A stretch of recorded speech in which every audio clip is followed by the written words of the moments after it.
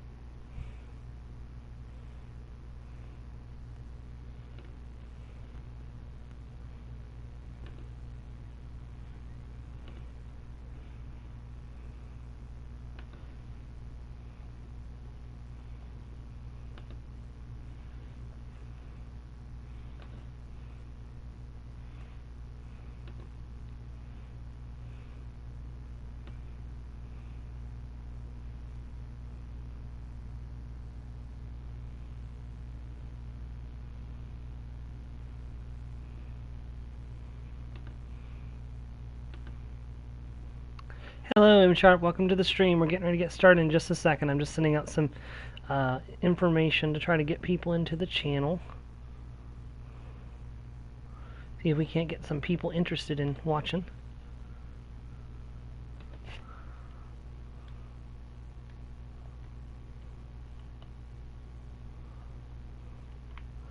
Yeah, I think it's showing like a blank screen currently, if I'm not mistaken.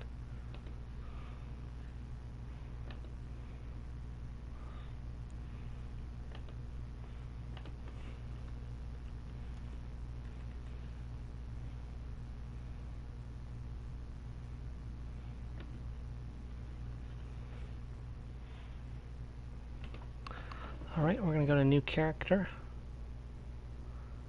Going to create a new character from scratch.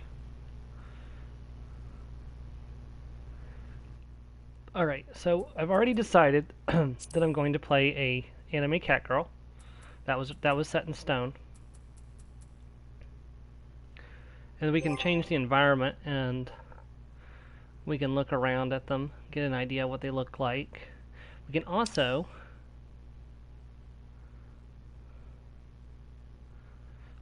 change them to their we're going to do this for while we're setting up our character so we know what they look like. So we're going to confirm. Were there any other choices? Really? No, not really. Not the anime cat girl, no. Alright, so we have two choices here. We can be Seekers of the Sun. The self-proclaimed Seekers of the Sun are are the Dural clan of the Moloch race. Their preference for warm light of day pervades all aspects of their culture and is apparent in their devout reverence of Azurma, the warden and keeper of the sun and goddess of inquiry. They are perhaps the best known for their striking eyes, the result of their vertically aligned pupils and faintly colored irises. It's also not uncommon for their eyes to be disparately colored from birth, a trait considered auspicious among their kind. Seeker tribes can be found throughout Eurasia, with large concentrations appearing near Lisma Lamosa and the Sogori Desert. Starting attributes are Strength 22, Dex 23, Vitality 20, Intelligence 19, and Mind 19. Those don't really make much of a difference. Those are pretty close to each other, so it really doesn't make a difference. Really, your starting race and stuff doesn't really make a difference other than for roleplay aspects. We can also choose Keeper of the Moon. The Nocturnal among the Moloch have dubbed themselves the Keepers of the Moon. Shying away from the garish light of the day, they revel in the shadow of night, with most offering their piety to Menipia, the love goddess of the moon. They are distinguishable from their diurnal cousins by their darker fur and longer ears, rounder eyes, and more pronounced canines, the longer and skinnier tails. The ritual application of war paint to the face is still regularly practiced, as it is believed that the vivid colors grant lunar powers.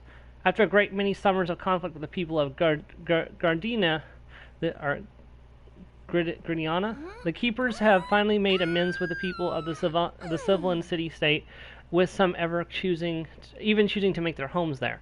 And they start with a strength of 19, a dex of 22, a vitality of 18, intelligence of 21, and a mind of 23. Again, those don't really make much of a difference. So are we going to go for the sun kitties or the moon kitties? So basically, are we going to go for upstairs cat or downstairs cat?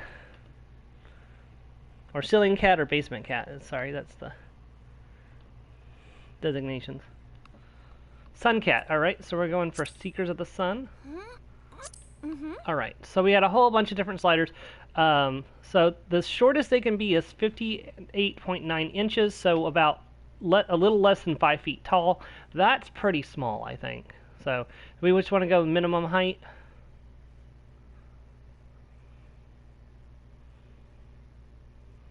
Or we just want to push her up to an even 5 feet tall.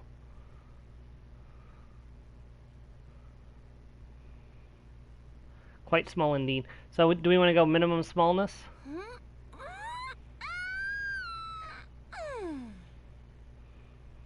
Sure, okay.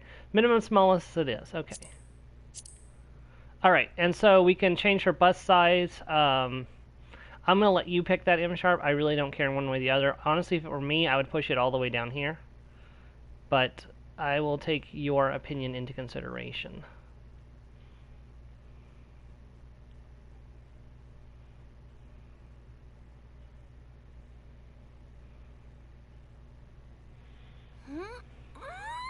$50 or $0 is fine. Very little difference, honestly. Yeah, that's a fair point. Let's just go with 50. That way she's got some chest, but not too much chest. Alright, and then skin color. So we have a whole bunch of different skin colors we can pick from. We can continue with the pale one that we have. We can go tan, or we can go darker, all the way to... Well, that's really dark, actually.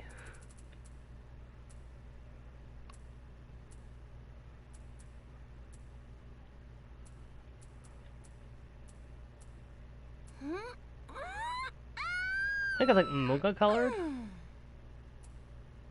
Not sure. What do you think, M-sharp?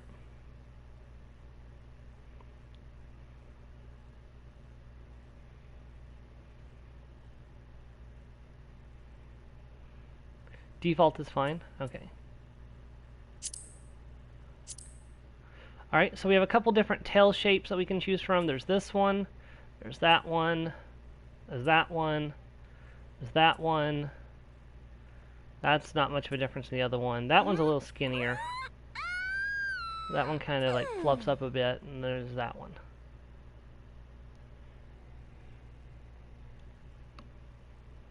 Hey, I'm trying to look at your tail. Stop moving around. Hold on. There, thank you. You can dance again in just a moment.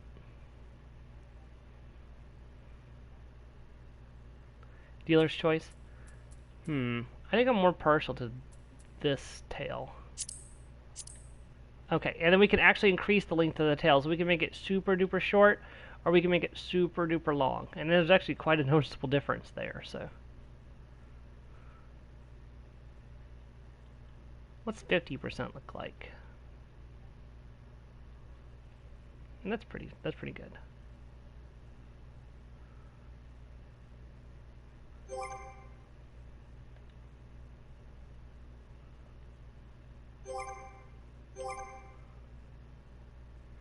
Medium is premium. Okay. Alright, now we can do her hairstyle. And there's a whole bunch of hairstyles to pick from. There's a cute bob. There's hair tucked over one eye. There's all kinds of hairstyles to pick from. Oh, that's cute, actually.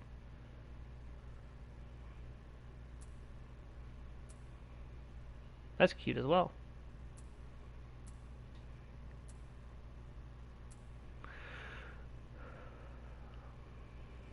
Kind of short in the front and long in the back. That one's tied up in a bun. Oh, maximum curly ponytails. Good gracious. She looks like she should be sipping tea with a little parasol.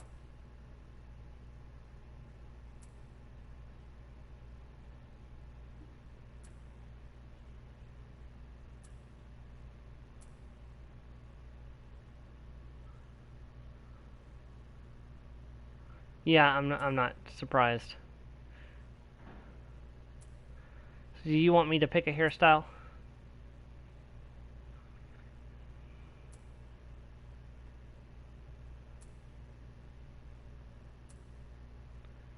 Okay. Honestly, I liked this one. That's one we'll go with. Alright, now hair color. Just we want to embrace the anime and go pink. Or there's a whole bunch of other colors we can go for.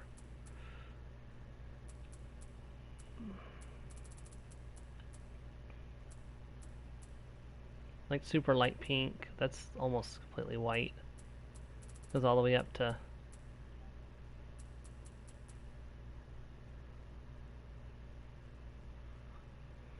Yeah, also the tail color changes too. You can't really see it. There it is. Yeah, the tail color changes to match the hair color. So also you can start dancing again.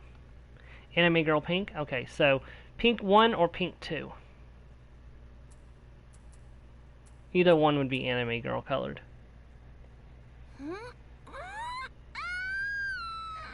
1. Okay.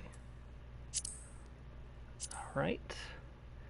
And now we have 4 different face choices. Hold on, let me get you stop dancing again. We have 1, 2, 3, or 4.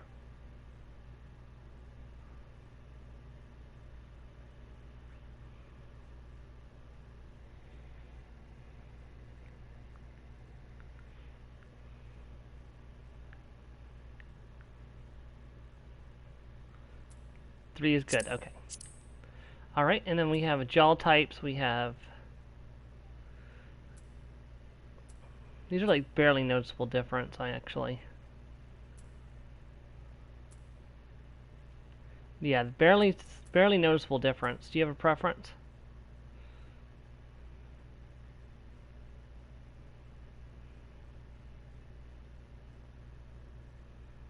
Okay, we'll go with type 4. All right, eye shape. There's 1, 2, 3, 4, 5, and 6. Also barely noticeable difference by the looks of it. I think that looks more anime, honestly.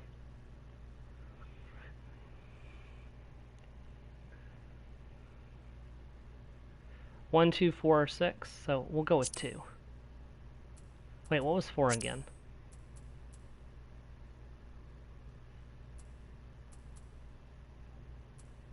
Let's go with 2. Okay. Iris size. Large eyes, large anime eyes, or small. There's really no other option there but large eyes. I'm sorry. All right. Eye color. What color should we make her eyes? Big old anime eyes. What color should we make the kitty's eyes?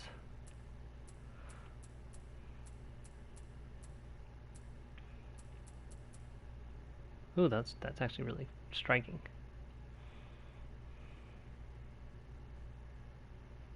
Oh, hold on. Wait, we can do this too. Hold on. I didn't realize. We can do heterochromatic eyes. Oh my gosh, that's what we're gonna do. We're doing heterochromatic. You know what I'm saying.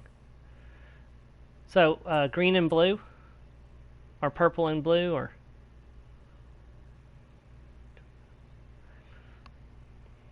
I didn't know that was an option. Blue or green are an anime classic. So, how about 1 blue and 1 green?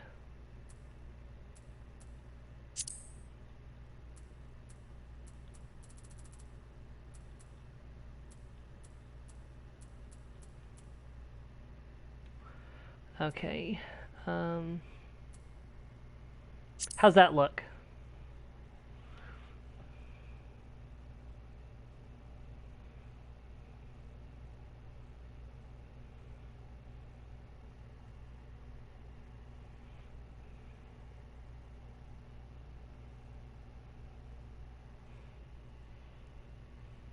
Darker blue, maybe? Okay, hold on a second. Let me try to get over there. Like that?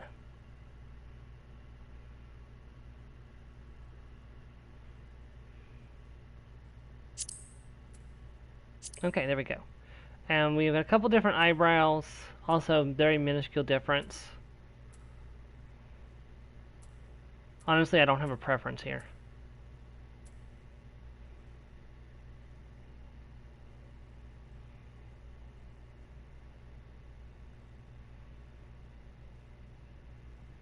No preference. Okay, so let's just go with 2.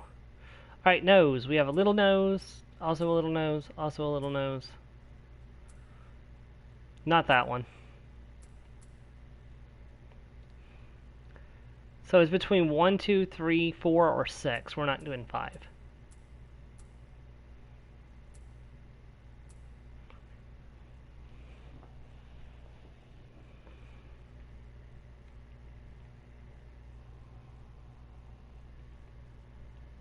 One or 4 are the most anime. Okay, so let's go with 4. Alright, mouth. So we have this mouth, this mouth, this mouth, or this mouth.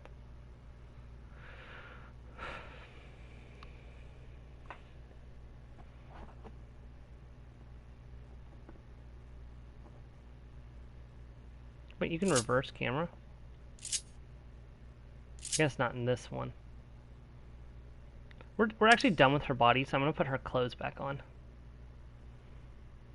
Barely tell the difference? Alright. Well, let's go with 4. Alright, lip color. What color are we going to make her lips? We're going to make them... We can also make them normal.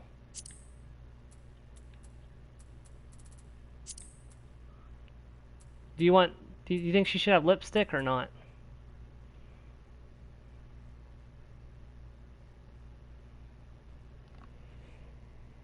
The question is, does she get out of bed in the morning and put on lipstick every day? Light or none, but not dark. Okay. So for light, maybe a blue to like help her blue eye stand out a little bit more.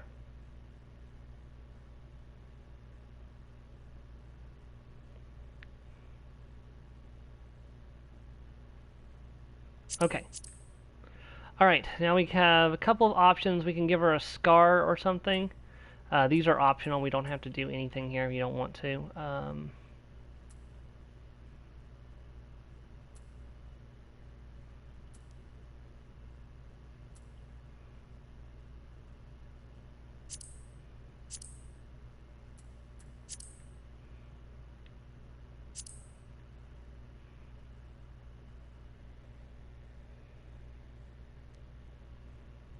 No personal preference. Alright, I'll just skip that then. Alright, we can also do a tattoo, but again, I don't have a preference on there being a tattoo or not, so...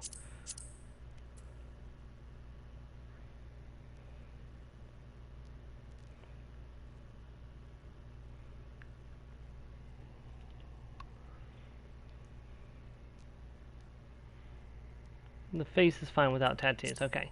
So that means we can leave this blank as well. And we could do face paint, but I don't actually really like the face paint that much, to be honest. So we can do it if you want, but I would much rather skip it, so...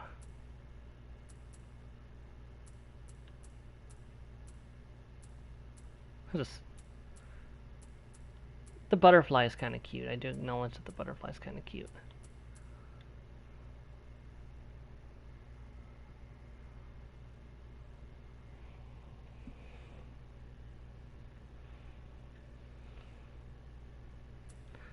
You also put it on the opposite side. Oh, that's cool. It contrasts with the marks already there. Okay. And then, of course, we're not going to put any color there because we don't have any face paint. Alright, so... we're going to have to pick the voices.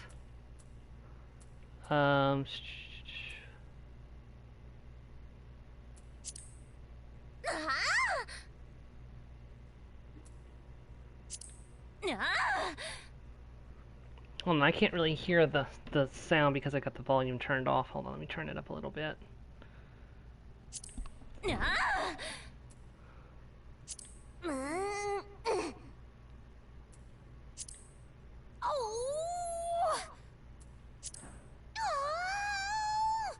That actually sounds the most anime. Hold on.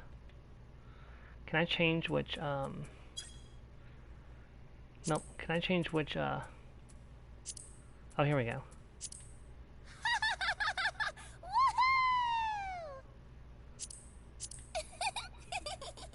That actually sounds quite anime.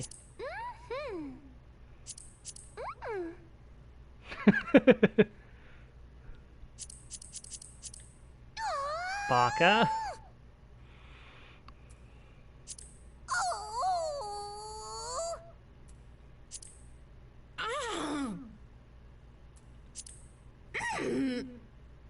It just sounds indignant. I don't even know what that sounded like.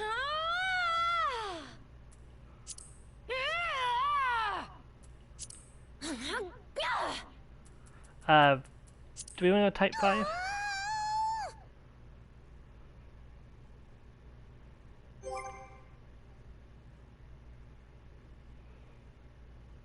Okay, sure. Alright, and we are done. Yes, save appearance data. Boom. Alright, so now we're going to pick her birthday. First astral moon is, this is January. So, do we want to do today's date, or do we want to do my actual birthday, or what do we want to do? As far as I know, this doesn't make a difference outside of roleplay. Okay, so today is the today is the 4th astral moon. And it is the 24th, so boom. Alright, now we gotta pick her guardian. So these are the different gods of the Final Fantasy world. So we have Helene. Helene, mover of glaciers and goddess of war, is the guardian deity of Ishgard. She commands the element of ice and associated with the first moon of Erazion's calendar. Helene is the daughter of Rhaegar and a bitter rival of Nopika.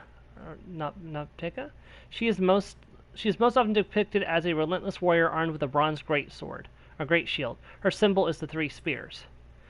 Menphilia. Menphilia is the keeper of the moon and the goddess of love. She commands the element of ice and is associated with the 2nd moon of Erosia's calendar. Melipia is the sister of Azuma and the divine lover of Ocean. She is the most often depicted as a maid carrying a round skillet. Her symbol is the full moon. Telek is the ruler of rivers and wisdom, the god of knowledge, and the guardian deity of Sharlan. He commands the element of water and is associated with the 3rd moon of Erosian's calendar. Telek is the father of Lilimiln and the teacher of Bagrat. He is most often depicted as a reserved scholar holding an ashen staff. His symbol is the scroll. Nemia is the watcher of celestial bodies and goddess of fate. She commands the element of water and is associated with the 4th moon of Erazion's calendar. Nemia is the younger sister of Eltalik and the master of Rilgar. She is most often depicted as a weaver donning a white silken veil. Her symbol is the spinning wheel. Lilymalin. Lilymalin is the watcher of the seas, the goddess of navigation, is the guardian deity of Lisa Malasa. She commands the element of wind and is associated with the 5th moon of the Erasian calendar. Lemillion is the daughter of Thalek and the older sister of Nopikia. She is the most often depicted as a strong fisherwoman wielding a long-bladed harpoon. Her symbol is the wave. Ocean is the ruler of the mountains and the god of travelers and vagrants. He commands the element of wind and is associated with the 6th moon of the Erasian calendar. Ocean is the brother of Nelithal and close companion of Helene. He is most often depicted as a carefree ranger wielding a bow of yew. His symbol is the walking stick. Bragot. Bragot is the purveyor of architecture and industry and the god of the arts. He commands the element of lightning and is associated with the 7th moon of the Eurasian calendar. Bagrat is the elder brother of Helion and the pupil of Thalek. He is most often depicted as an ardent smith with a 2-handed hammer. His symbol is the hand. Religar, breaker of worlds, the god of destruction and guardian deity of the now fallen nation of Alamingo.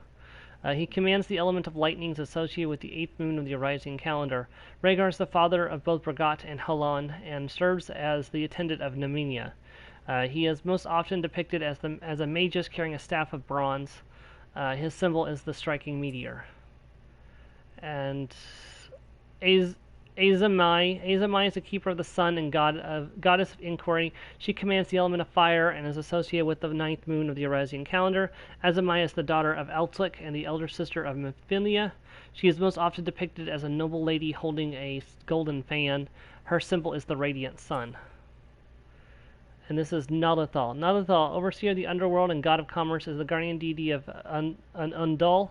He commands the element of fire and is associated with the 10th moon of the Eurasian calendar. Nethrald is the single manifestation of the defect twins Nalad and Thal.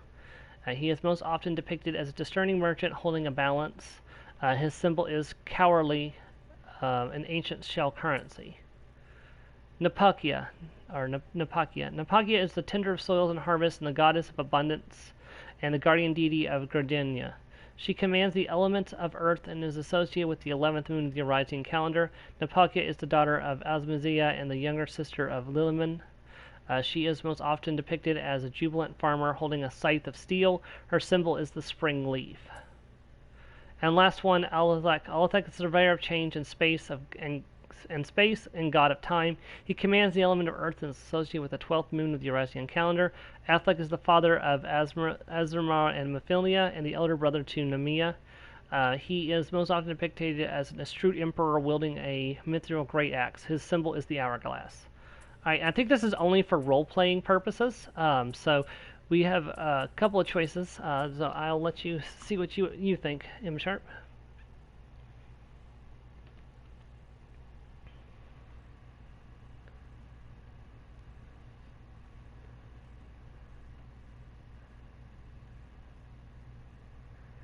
Dindo of Sunhold. Yeah, very big names indeed.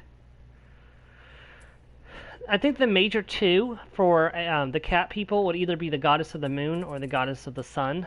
Those two seem to be patron deities of her people.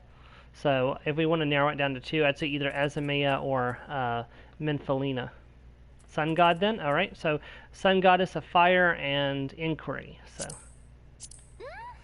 Alright, now we have a couple of options for our starting class. I was considering doing a mage, but I figured I might get your input on that. So we can either be a conjurer, a thaumaturge, or an arcanist. I believe conjurers are healers, and it's going to be really hard to start as a conjurer. Maybe it's thaumaturge. Thaumaturge might be healers, actually. Yeah,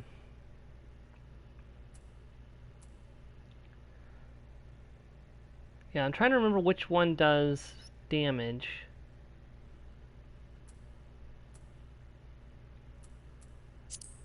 And then, of course, there's also Gladiator. There's Pugilist, where you fight with your bare hands. Gladiator, you fight with a sword. Marauder, where you fight with an axe, I think. You're like a bandit. Lancer, you fight with a big spear. Or Archer, where you fight with a bow.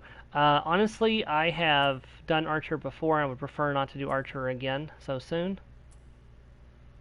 Pugilist, you fight barehanded. I mean, there's not much more anime than doing either a caster or a, let's see, this is a, no, Conjurer's a healer. Thaumaturge, I think, is a damage dealer?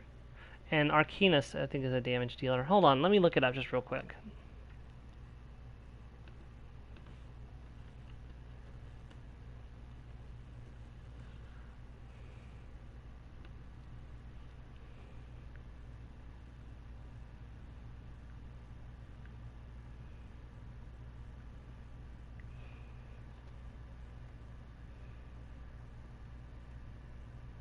Okay, so Arcanists are summoners. They summon things like pets and stuff. Thaumaturge is the like the typical mage, like casting fire and ice and things like that.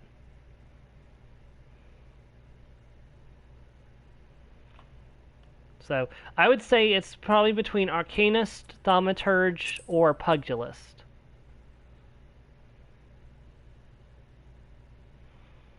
You can't get more anime than that, so... Thaumaturge, that's what we'll go with, okay. Alright, you have accepted Excalibur as your starting world. Let's pick another. Also, I don't think my character's been named yet, has she?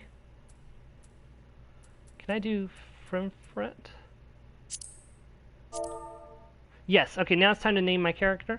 M-Sharp, there is, if you go to Google... there is a Final Fantasy XIV name generator for the Miqote race. That's M-I-Q-O -T-E. If you look up female names, pick one of the female names from the list, and I'll use that as my character name.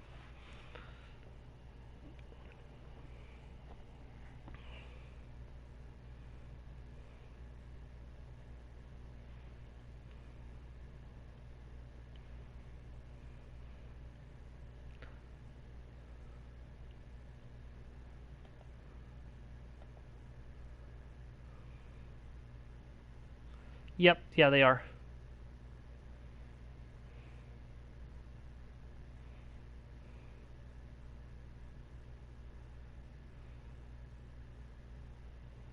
Okay. Ah, that always happens. Hold on a second.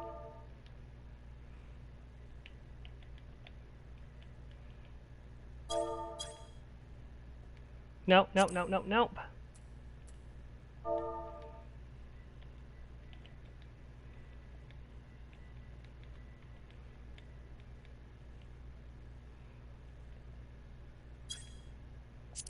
There we go. Iffy. I'm gonna say it's probably pronounced Iffy, or Iffy.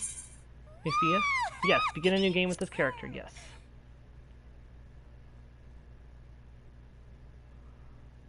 Hopefully the world's not full already. Yep, the world's currently full. That's okay. It won't take long before we're in.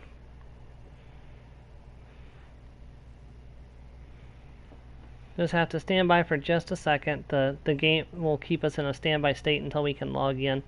The starting cutscene might be blocked, so if that happens, you may have to just look it up online to see what the starting cutscene looks like.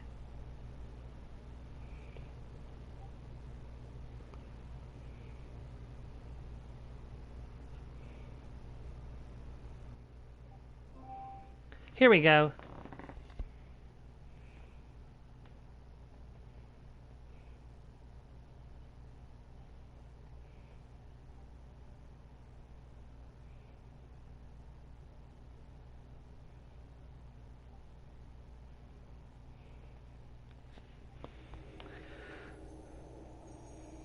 Alright, here's the starting scene.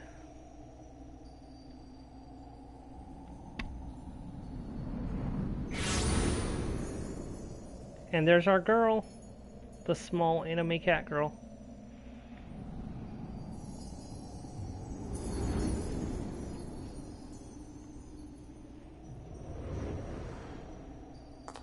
Here.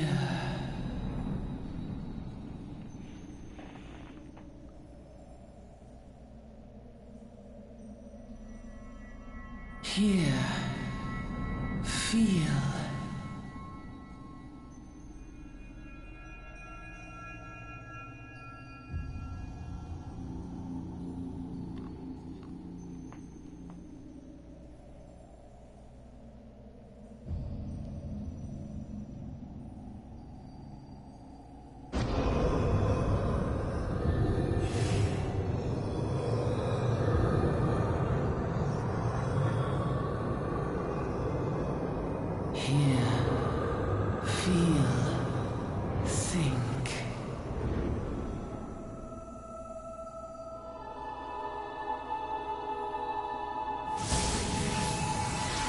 And we shall do this battle in our true form.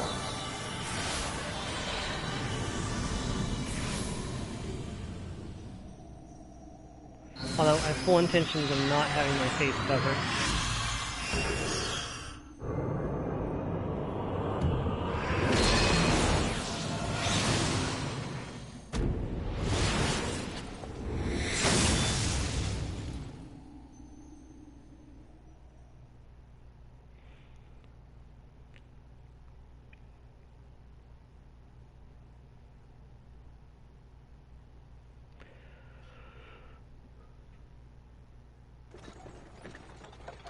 Hey, hey you!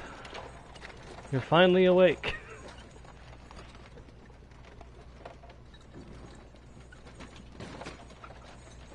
You alright, lass? You were moaning something fierce for a while there. Got crossing the border, huh? Feeling the effects of the ether, I reckon. Y'all get used to it before you know it.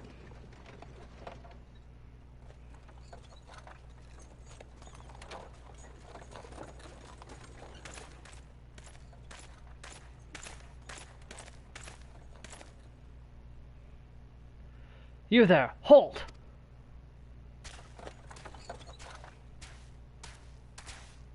What's all this about? Inspection! Men, search the carriage!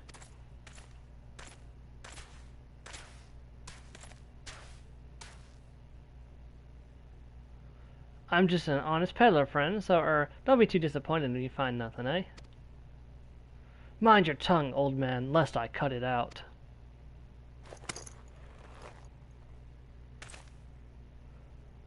Sir, look! Simonis. Honest peddler, was it? Since when do honest peddlers deal in prohibited herbs?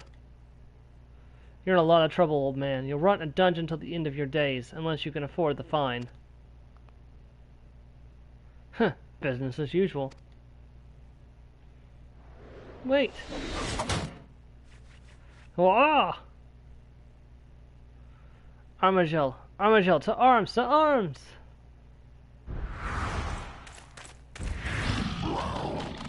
Oh, wow. 7 hells, consider this a warning. Now go, all of you.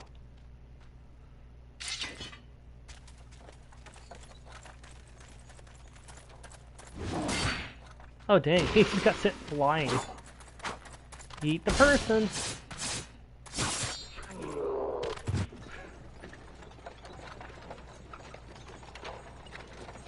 Phew, that kind of excitement ain't good for the heart.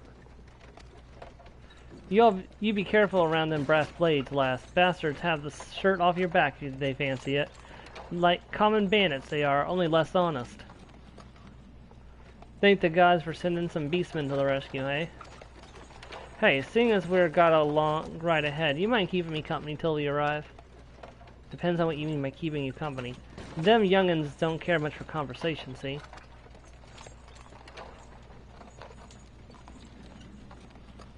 Brett's the name, and peddling's my trade.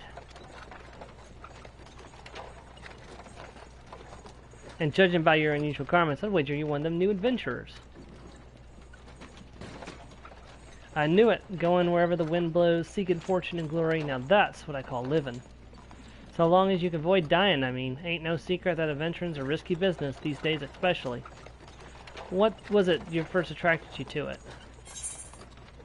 So we have a couple of choices. We can say to gain power, to win glory, to amass a fortune, or we can just stay silent. I don't think this has any impact on our character, so...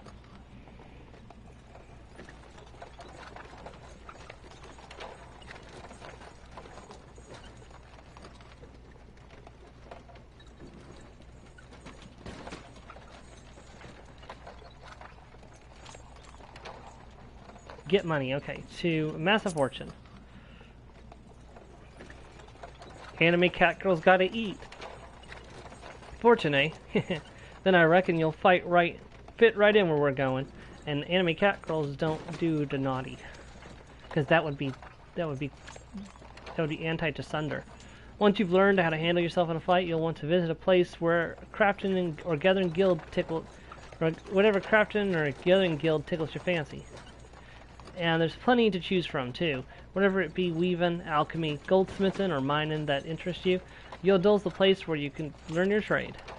Adventuring ain't just about killing things, after all. A peaceful pastime may well help you amass your fortune.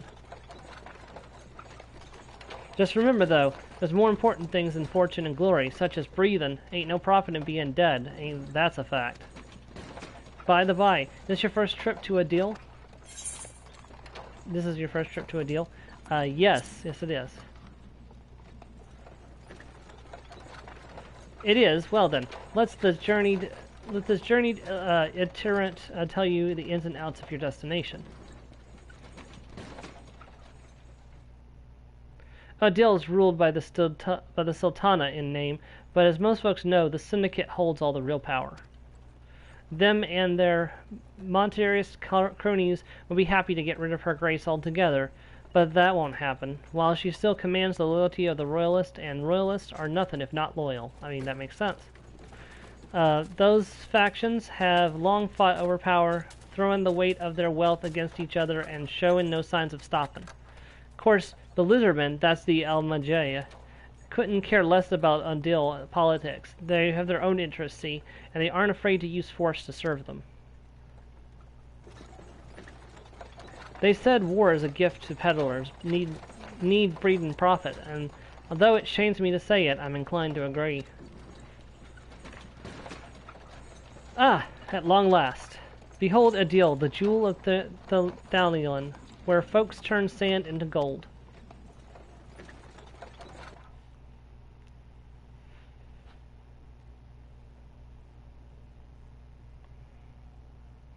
Deep in the sun-baked south, surrounded by the shifting sands of an endless desert, she rises. A solitary rose amidst the dust and rock, a symbol of defiance. Her name, Ulda.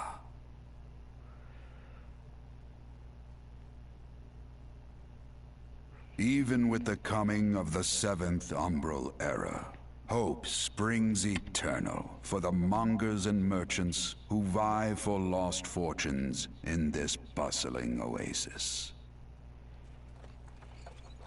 As the twin faces of Nold Thal maintain their vigil over all that has been and shall be, the present proffers a brave soul.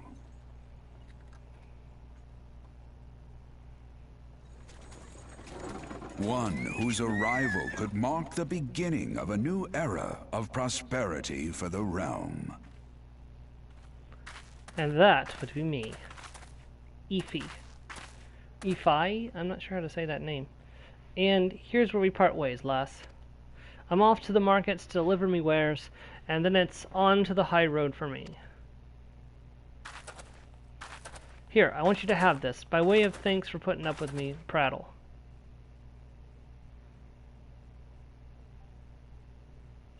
You never did tell me your name, though, but here's an idea. Become the sort of storied personage I can brag about having met, and I'll consider us square.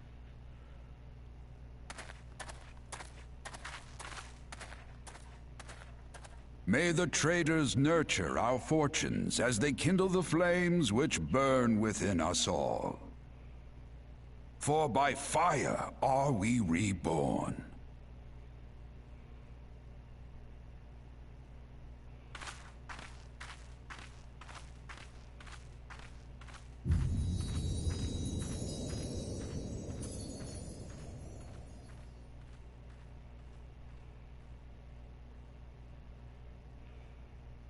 Final Fantasy XIV.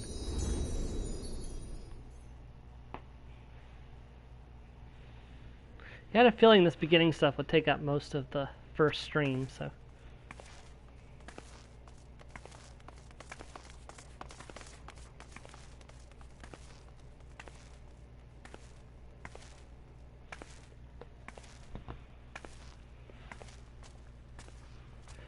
Hello there, bustling city. A scantily clad anime cat girl has arrived, but don't touch. That would be lewd.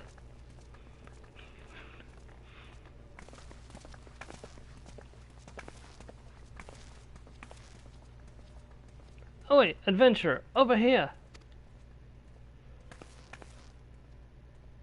I mean you. Brush all the carrots by any chance, eh? How can I tell, huh?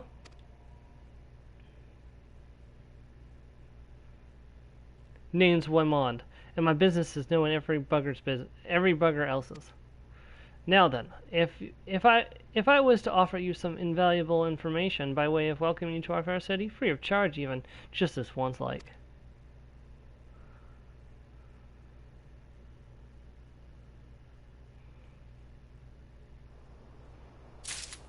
Okay, welcome to Adil, the shining beacon of prosperity rising from the deserts of Thamlin. Please select the control system you wish to use. We're going to use a controller. Follow the instructions to move your character and adjust the position of the camera. When you're ready to proceed, speak to Wymond. Nope, did not want to open that. Don't be like a friend. I promise I'll make it worth your while. Now, just testing it out. So, you'll see there is a sprout icon next to the character name. That means she is a brand new character. Anybody can see that icon. And hold on, wait, let me do something. HD layout. Hold on, that's not the one I'm looking for. It's system configuration. I want to hide the character names.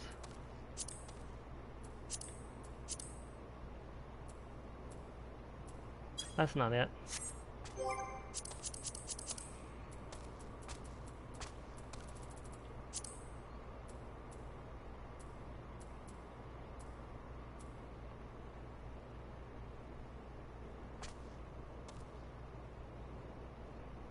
Oh, that's cool. I didn't know you could do that. That's... Yep. That's because it's cross-platform, so like that's why it's so. Oh, here we go.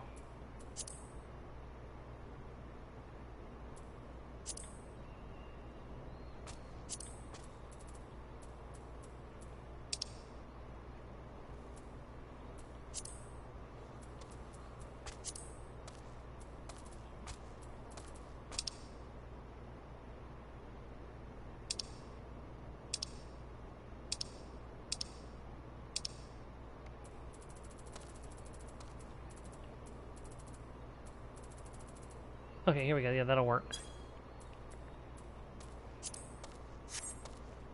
There we go. Now I don't have all those names flashing all over the screen.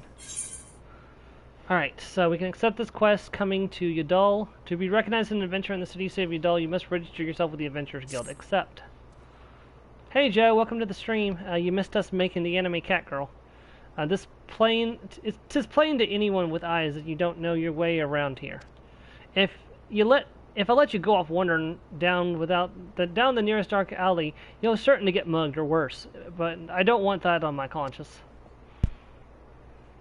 So, before you do anything else, you'll want to head over to the quicksand and speak with Medodi. She is the master of the Adventurers Guild and can set you on the right path.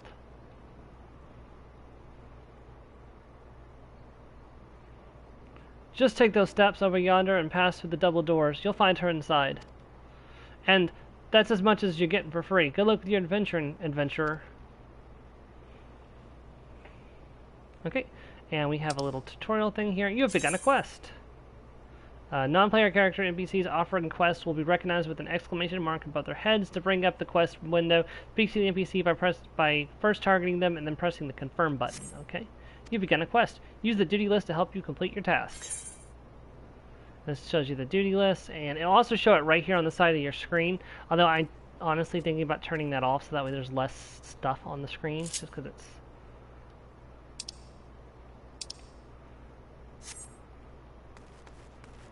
once we get to the point where we have a bunch of different quests, I'll probably end up turning that off, so...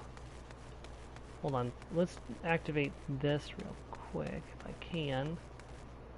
Oh wait, hold on, it's not letting me find it. Is it up there? That's weird. Maybe you can't activate them until you've actually done this next part of the quest. Meow. No, there will be more sword. It's just I'm gonna try to do sword on Fridays from now on. It just yesterday was really hectic. But sword will be back next Friday, and then I'm gonna be doing Final Fantasy XIV on Saturdays. So.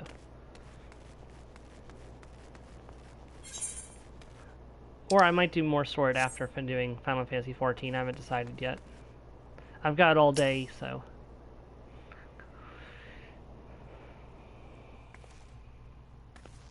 No, ESO is still Sundays.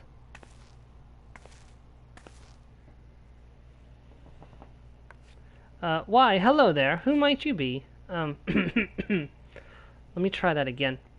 Why, hello there. Who might you be? If you're looking to join the Adventurers Guild, you've come to the right place. That's the idea, yes. Name's Medodi, Momodi, and I own this fine establishment, if it pleases you. Who is this small, lost child? Okay, so Lalafels is one of the races in Final Fantasy XIV. They're like halflings in D&D, so they're short people. I also manage the Adventurers Guild here in Adel, so you might say that looking after green adventurers like yourself is my vocation.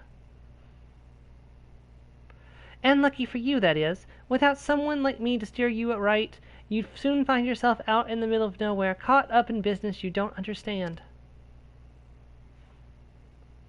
Like our conflict with the Almajar, for example, they've been plaguing the Sylvanite for nigh on, forever now. Then there's the Garland Empire. None can say for sure what they're plotting these days, only that they are. Aye, the people drink and make merry, but underneath it all there's worry and lingering feeling of loss, and dancing cat girls apparently too.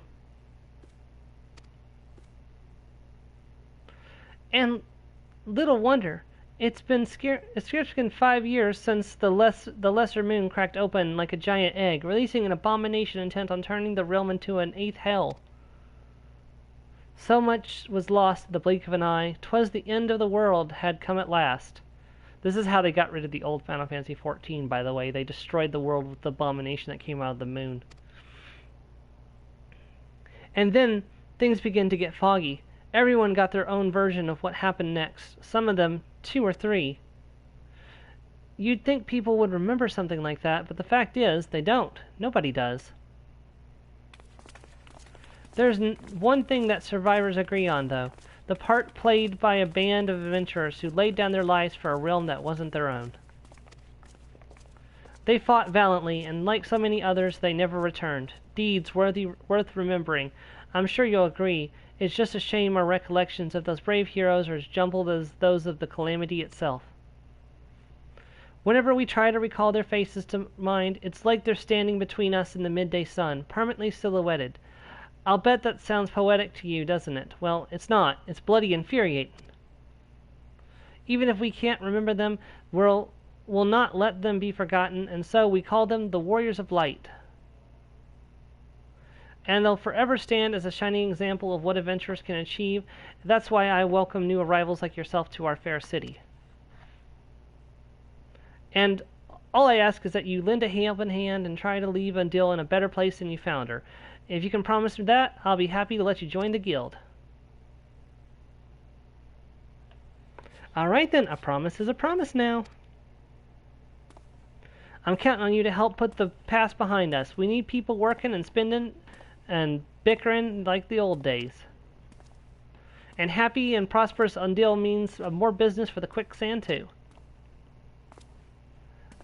Any road, let's make this official. Go ahead and write your name in the register, neat as you can.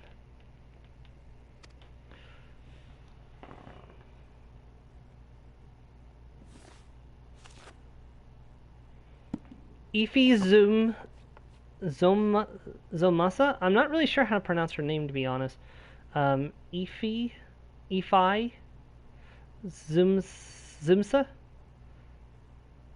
Well, ain't that a charming name for Judge? Isn't that a charming name? Just rolls off the tongue, it does. It really doesn't, but... Alright, Miss Zumasa. On behalf of the Adventurers Guild, I officially... Please, sir, be merciful. 12 is my witness, I swear to you. I'll bring you the money. In the East, it is said that a merciful god might be driven to vengeance if thrice blasphemed. Be grateful you were given a 4th chance to offend. You too, attend to this scum. No, please, mercy. Well, ain't that a sorry sight? It's not an uncommon one, if I'm honest. Don't worry, though. If you work hard, I doubt you'll end up like him. Just the same, if you ever need a bit of advice about one thing or another, pay me a visit. Just don't go bothering me every time you stub your bloody toe, alright? Of course, I do enjoy hearing a lady muse on the many manhoods of her acquaintance from time to time. Oh, that's lewd. Any road, welcome to Adil, Iffy. Take a moment to catch your breath, and I'll teach you a little about our fair city.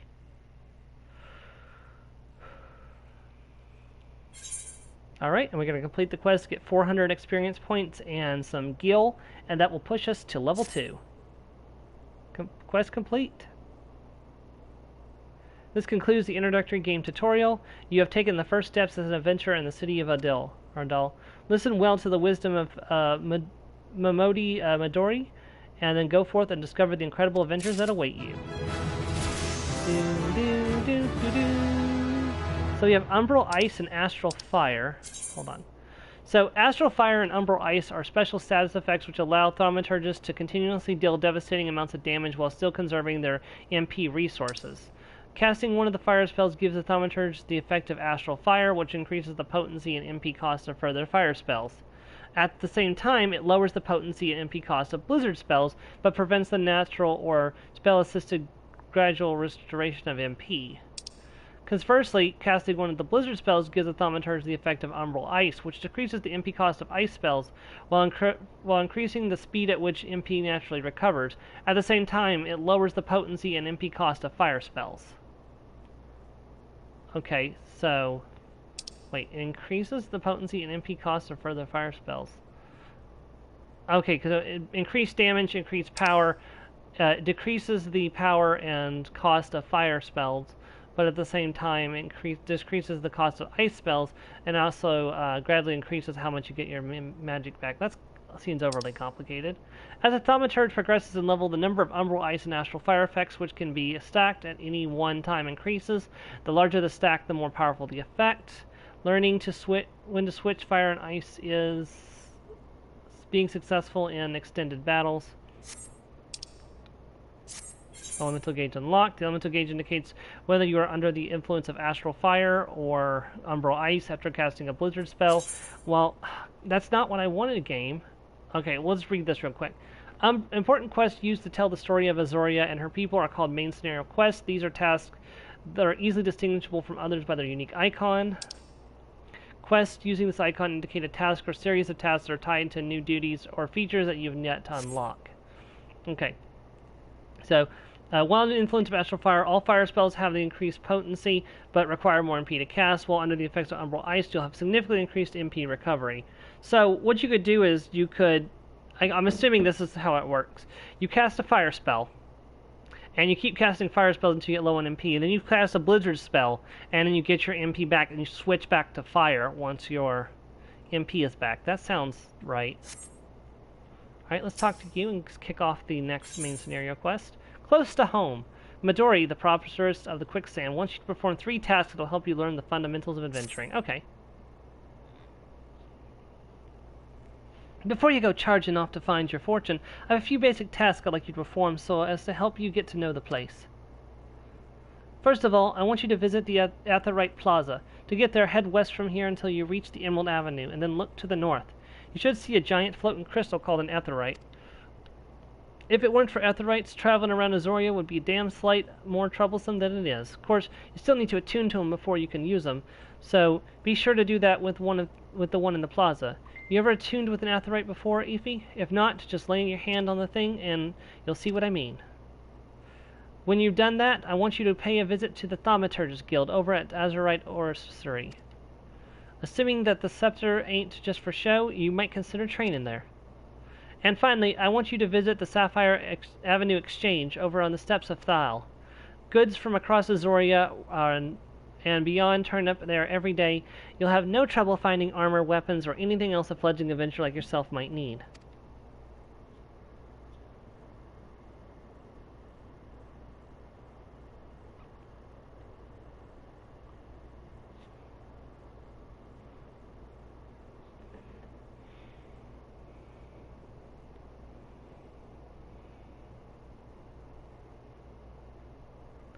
You might say that everything's for sale here in Odile, as long as you've got the Gil. Ooh, that's lewd. Just make sure that you don't pay more than you ought, Evie. There's plenty as won't scruple to swindle unexpecting foreigners like yourself, especially if they think no one's looking out for their best interest.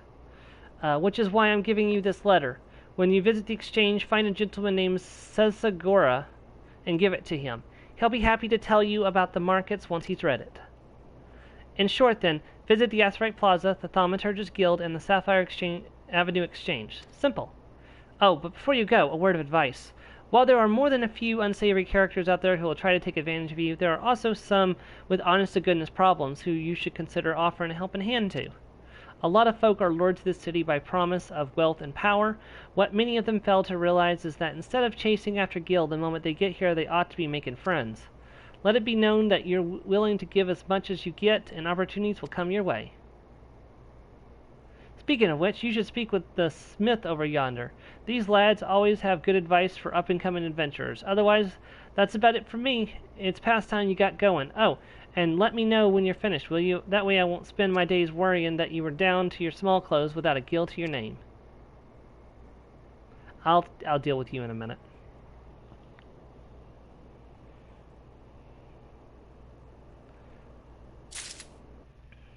Quest accepted.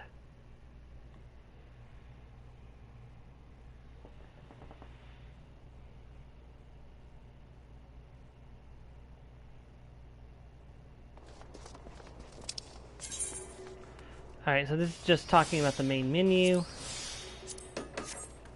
This is Sanctuaries. The crescent moon icon appears to the right of the experience bar. Whenever you enter a sanctuary, this special area, you will accrue a rested bonus. The bonus will continue to grow even if you are offline.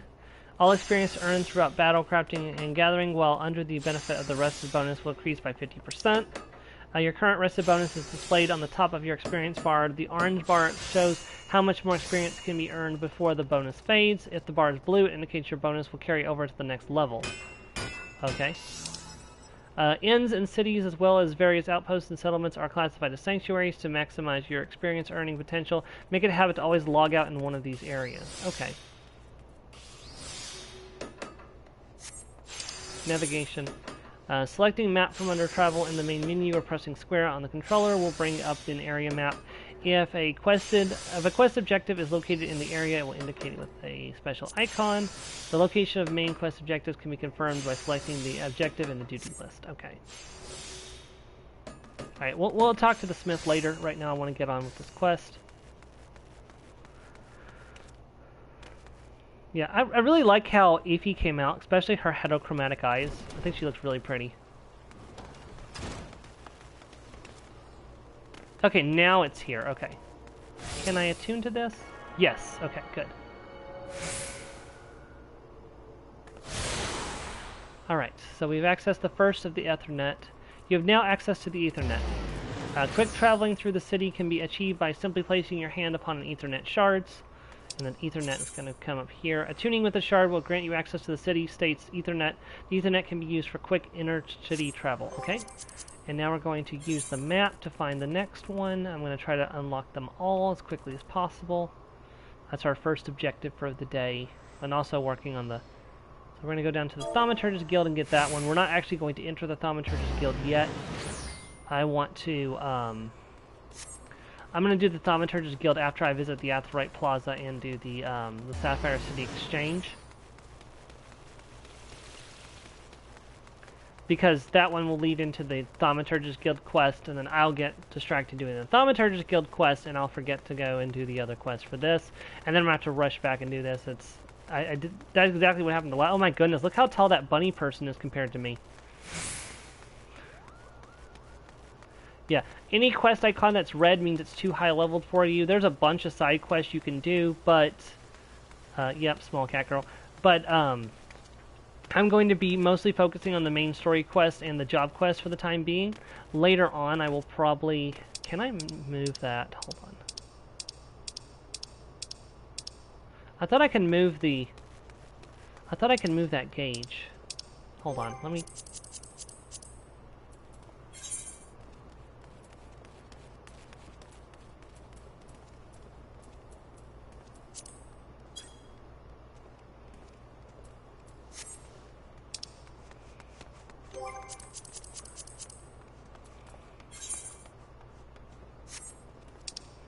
I thought I can move stuff around.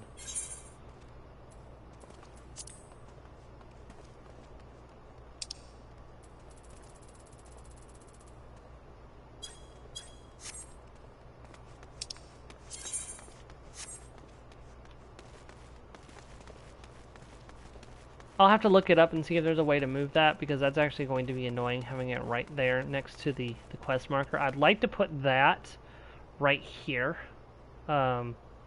Yeah, there are many buttons, many things you can do. And that's because it's 100% cross-platform, and because it is, you have to be able to achieve the same results with a keyboard and mouse that you can with a controller.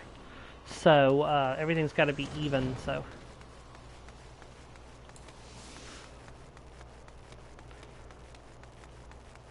Which is definitely a bonus in their favor. They actually made this work. So.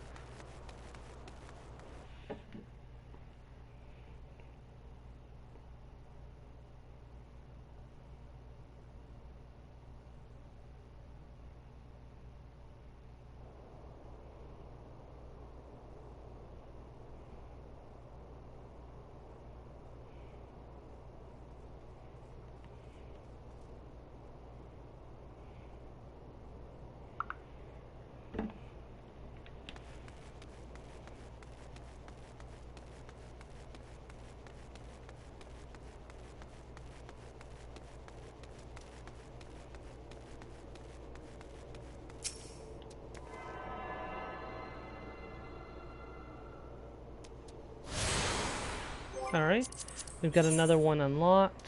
We're going to get the next one.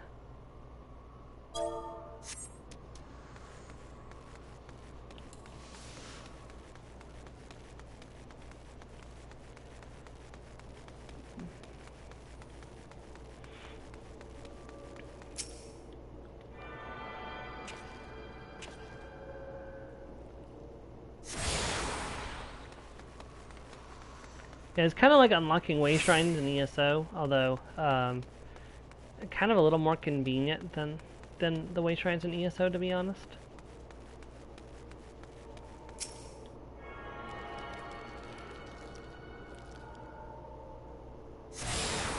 Okay, there's the Miners Guild. Yep. Next one's up here at the Weavers Guild. And I think the last one is up here near the Sapphire Exchange. And then with the main Aetheryte Plaza, so.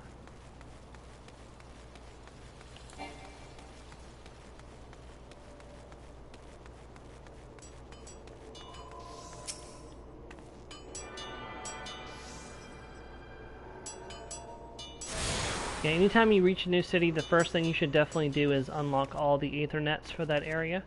It just makes getting around a lot more convenient, and once you've unlocked all of the Aethernets, you'll actually be able to go to the gates of the city, or to the airship field instantaneously without having to run around, which is just super duper convenient.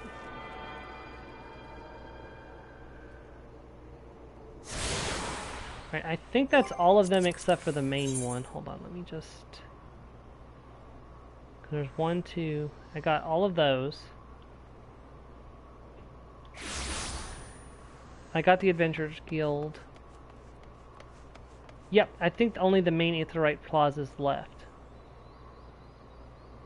Which should be... Should be over here, shouldn't it?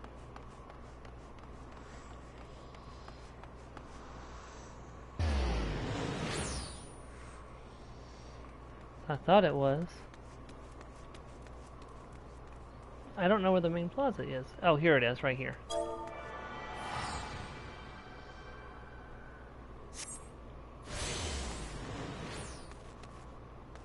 Hello there. You're the person I was sent to help. And you are? Oh, a new customer. Oh, so let me do a more merchant-y voice. And you are? Oh, ho, a newly come adventurer, but of course I am Sir Gorosa. What can I do for you? Ah, you would have me teach you the ways of the marketplace? Very well. As for my fee, what, you expect me to do it for free? Surely you jest. My dear adventurer, when you ask for an undone for a favor, you should at least try to make it worth his while. Judging by your garb, I'd rather doubt you could afford my services, but the fact that you offer nothing is laughable. Letter of introduction, hand over.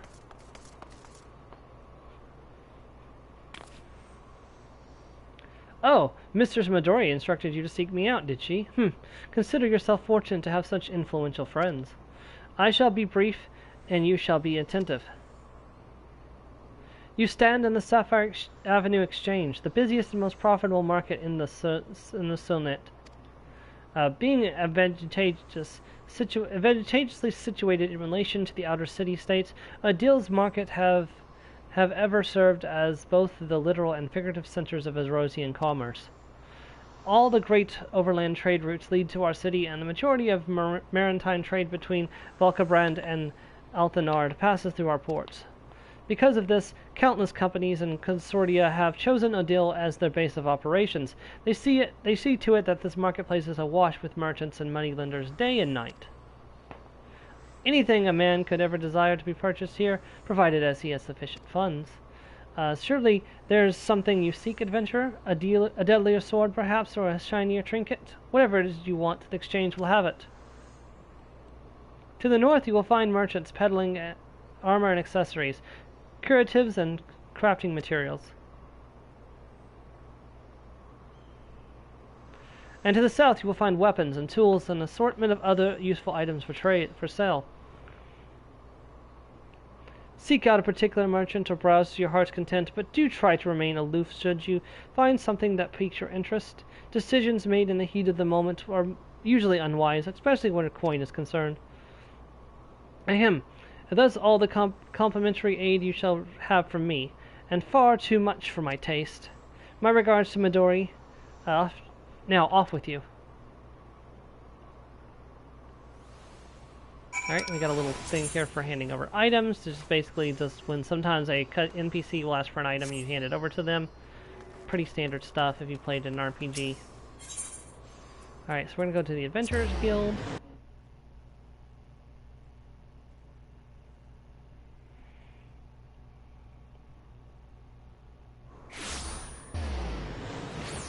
Alright.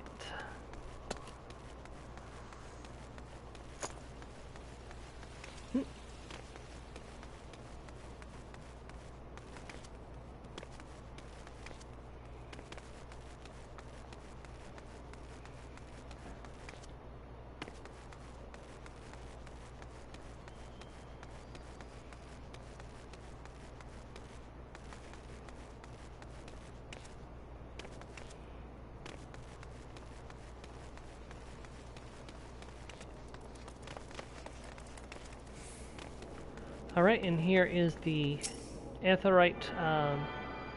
This is the main Aetheryte of the area. I'm attuning to it, and boom! You've attuned to the Aetheryte. Hail, adventurer! Might you have come at the behest of Miss Midori of the Quicksand? It's yet another Lalafell. I think that's another girl, too. Excellent. Which brings us to the matter of the attunement fee. There will be 100,000 gil, if you please, madam. What? Apologies, but I do so relish the opportunity to make that jest. The look on your face was absolutely priceless. But the fact that you were so easily deceived suggests that you are unfamiliar with the use of Amorites. Please allow me to explain. These crystalline agglomerations tap into the Aetheryte energies and are primarily used as a means to travel swiftly from one place to another. Perchance you've heard of return and teleport? Well, these teleportation spells will make direct use of the Aetherites and their connection to the flow of ether. Given that there is an Aetherite in almost every corner of Erosia... Aetherites, okay. Given that there is an Aetherite in almost every corner of Erosia, any adventurers with a mind to explore the realm will wish to seek out and attune herself to each and every one. But even if you have no intention of wandering beyond the Solentine's borders, it would be prudent for you to attune yourself to any Aetherites you encounter from now on.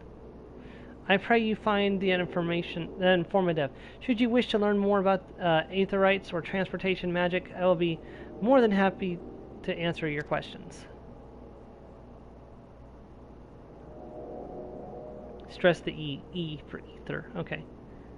It's just spelled weird, like with an A. Yeah, I'm used to ether starting with an E, not with an A. Like, because there's aether is a word.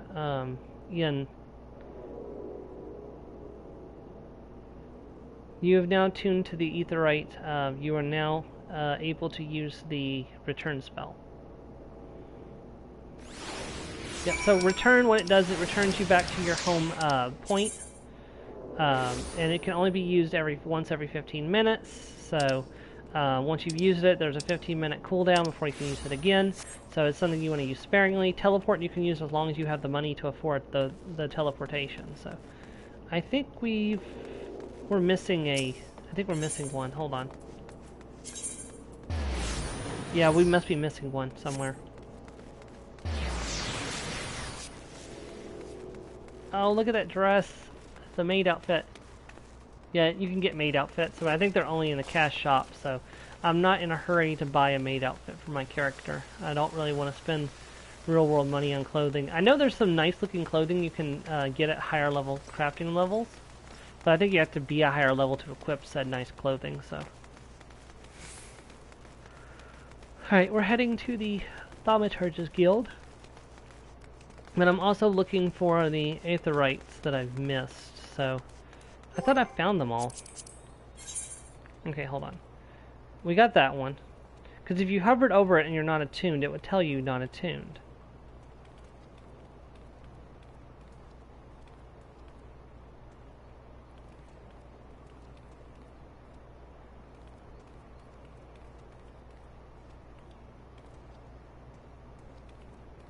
Oh, I don't have the Chamber of Rule. Okay.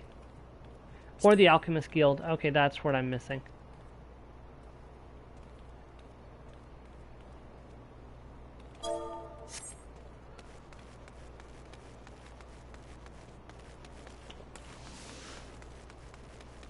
Woohoo! Look at the air you get. Like the jumping in ESO is just so horrible in comparison. Like in this character, you can just like get big air whenever you want. It's like it's kind of silly.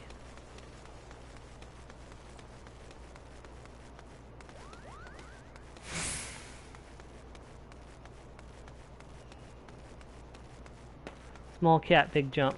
Meow. Meow. Oh, here they are, the dancing cat girls. Can I dance too? I think I can dance too. Hold on. Emotes.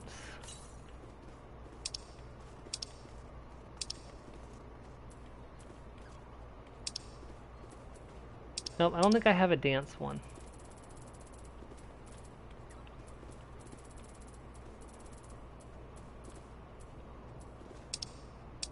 I do not have a dance emote. Okay.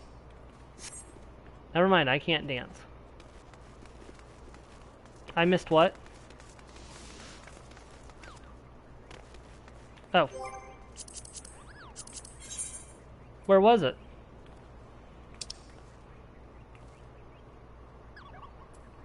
Where did you see it at?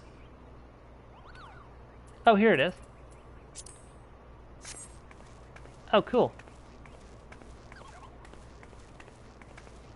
Let's go back over and dance.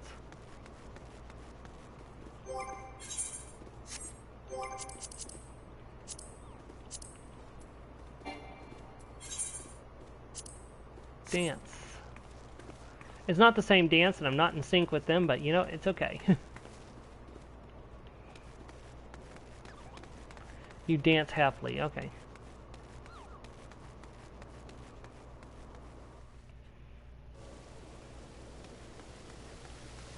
Okay, so we're looking for...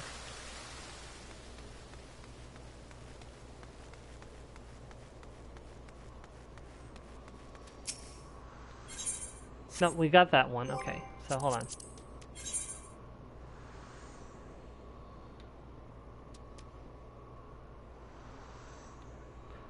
Ah, here we go. We have to go to the upper...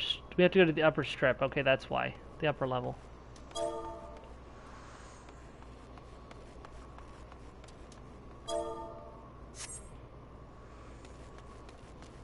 I think we have to go into the Colosseum and then go up the stairs, I think.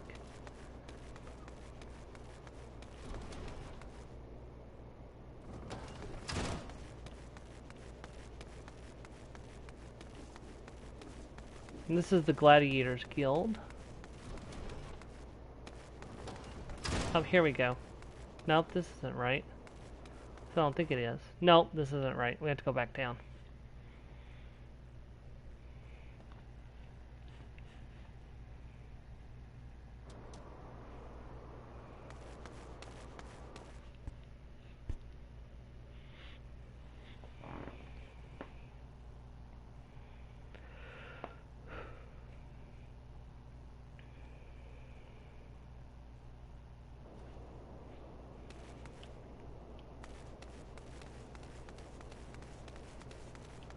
We're looking for a staircase that goes upwards.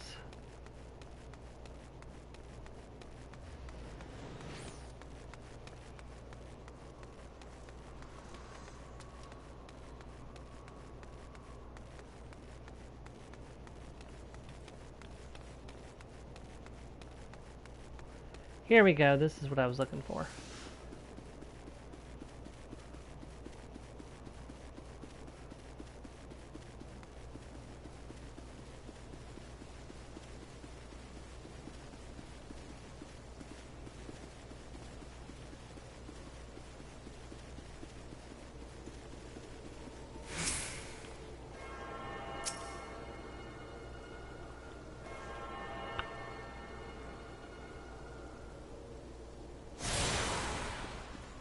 Alright, now we have the Alchemist Guild is next.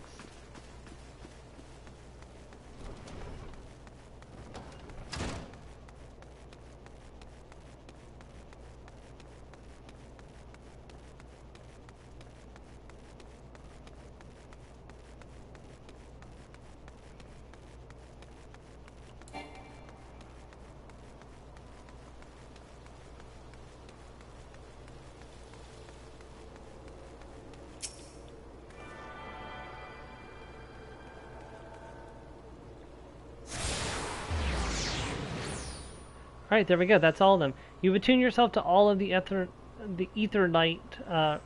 shards in Odil, the Gate of Neod, the Gate of Thil, and the Gate of Silitana, and the airship landing are now accessible from as Ethernet locations. Excellent.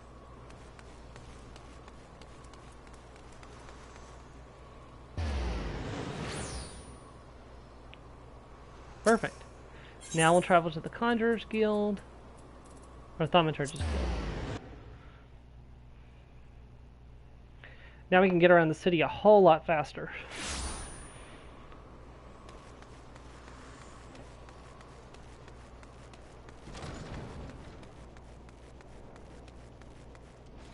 Hello there. Welcome to the Thaumaturge's Guild. It is fate that has guided your steps here this day, friend. I see that you harbor arcane ambitions, though your journey has scarcely begun. Within these hallowed halls, the arts of devastation are taught, primal magics with which to bring about an enemy's ruin. If you wish to join our ranks and wield such power, you must needs know of our beginnings.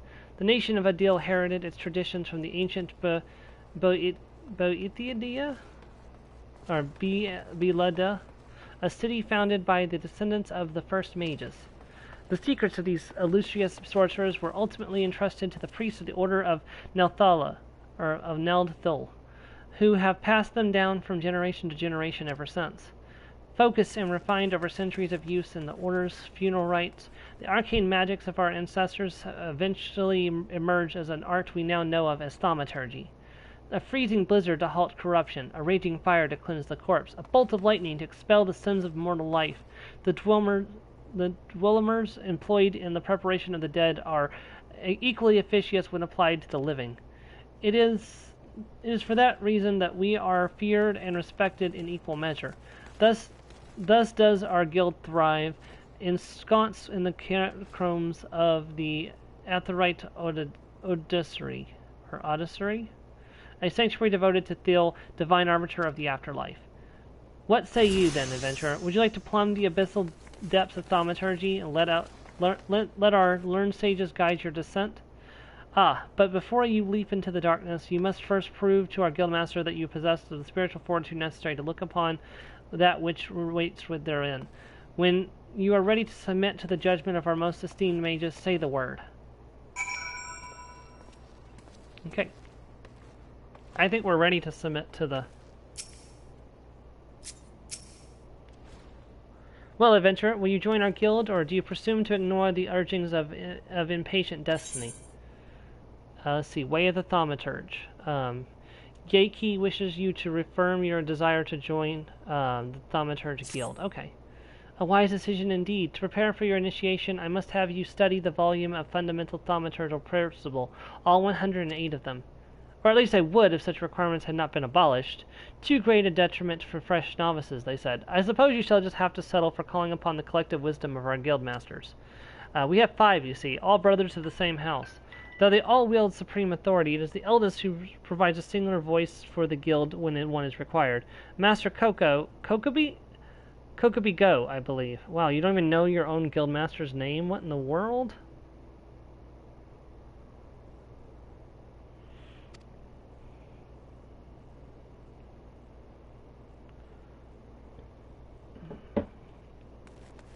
Alright, let's go and talk to this person. Jump up. Wow. Oh, hey, look. All the guildmasters are Lalafels. They are the small. What? Who? What? Oh. Thell's teeth, miss. Did your mother never tell you not to startle a thaumaturge? Look at that expectant face, Kokobigo. This lady is obviously a new applicant for the guild seeking audience with our eldest brother. Oh my goodness. Coco Bees. No wonder they had trouble with the names. They all have similar names. Oh, Prelate Yeki. She can recite the 307 verses of the funerary rites for the virtuous fallen from memory, but the simple task of keeping our names straight seems even beyond her grasp. Well, I for one find the constant confusion endlessly entertaining. My apologies, my dear. My merriment was not meant to mock your mistake. It is our sibling Kokobuki whom you should speak. What's this? What's this? Great Thou has led us a new aspirant. Ah, Kokobuki. Were you here this entire time? Greetings, child. I am Kokobuki, the eldest, and I would venture to say the wisest of the 5 masters of the Thaumaturgist Guild. Ouch! Right in front of your 4 brothers. It is my seldom duty to furnish our would-be initiates with the sufficient understanding of our beloved art. Thus, I would have your fullest attention. To wield thaumaturgy is to unleash devastation of the highest magnitude. The lethal force of our spells far exceeds the destructive capability of any other form of arcane manipulation. Fire, lightning, blizzards, elements. The thaumaturgist calls upon an expensive arsenal of offensive incantations to incapacitate and obliterate all manners of adversaries. Open your mind to our sorceress teachings, and you too shall hold the unparalleled power of our discipline in the palm of your hand. Of course, such power has a price. You must be willing to plunge headfirst into the forbidding chasm of thaumaturgy secrets, for advancement in this art comes only with completion of deadly and terrible trials. I ask you now, aspirant, are you prepared to leap into the abyss in pursuit of power unrivaled? Are you prepared to leap into the abyss? I think we can all agree that the answer is yes. A confident response. Your name, if you will? Very well, Ify. Let us mark your initiation with a trial to test the limits of your aptitude for channeling thaumaturgy. Huge hornets, star marmots, and snapping shrews inhabit this land in abundance. Exercise your sorceress might and slay 3 of each of these creatures before returning to my side. So it's a simple kill quest. Okay. Alright, but before that, we're going to return back to the Adventurers Guild and turn in that quest. And pick up the next main story quest.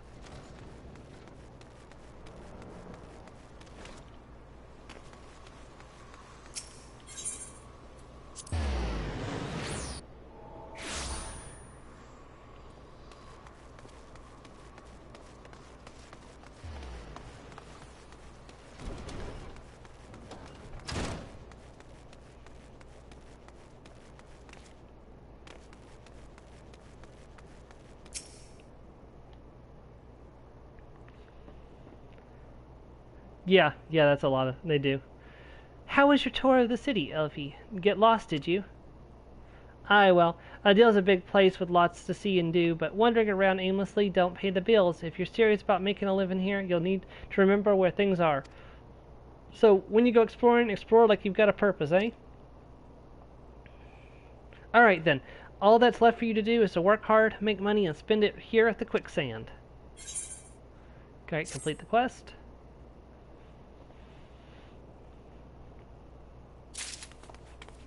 And almost to level 3, but not quite. Alright.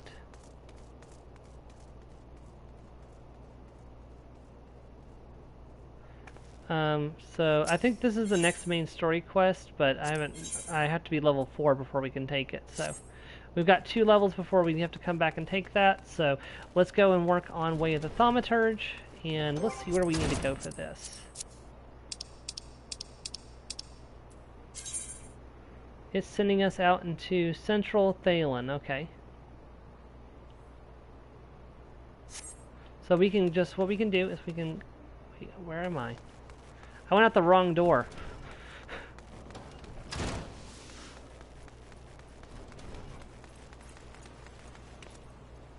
Wow, that was a big jump.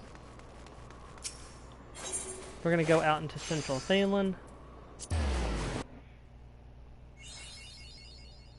You gain 30 experience points for discovering a new location. Achievement unlocked, mapping the realm, Central Thalen. Battle. Selecting a target with the directional buttons and pressing confirm once to target it. Press confirm a second time to switch to active mode and ready auto attack. Approach and face the target to start the battle. 2 rotating arrows will appear over the target you are currently attacking. Various actions such as spells and weapon skills can be performed by using the cross hotbar on the bottom of your screen. The cross hotbar is only available in controller mode. The actions set in your cross hotbar will be initiated via the corresponding button combinations, which consist of holding one or more L2, R2 buttons and pressing one of the directional triangle, square, X, or circle buttons. And of course there's achievements that's popped up too, so this is a whole bunch of stuff. This is stuff about MP. Disciples and magic disciples were specialized in range attacks, such as archers are best suited to fighting their targets from a distance. Their range and radius of attacks can be confirmed in the help window. Okay. And congratulations, you just received your first achievement. Achievements are earned by reaching certain milestones during your adventures in Orizia. There are achievements for just about everything, including leveling classes and uncovering locations, to defeating enemies and earning gil. There are also rewards granted upon reaching certain achievements. Some of these include rare weapons and items. Others include titles, which can be added to your display name and showcase your greatness. Okay, so we're looking for certain targets, which are showing up on the map. You can see there's one right there. I'm going to then target it. I'm going to ready auto attack. And we're going to use Blizzard. And now I'm going to use Fire. Woo! Okay. And that's experience points. In the event of multiple solo players attack the same target, the player who attacks first will always receive 100% experience points and items dropped. The player who followed will be rewarded based on their contribution to the battle. Okay, so whoever gets the mark first gets 100% of the experience and items dropped. Okay, I was wondering about that. Any item you equipped is now bound to you and can no longer be traded or put up on the market sale for markets. Most items can be sold or traded freely before they're used in battle, crafting, or gathering. This is true regardless of whether or not they've been equipped. However, performing one of these three actions will, after equipping a new piece of gear, will bind the item to you, preventing further trade or sell to other players. NPC shops will still purchase bound items.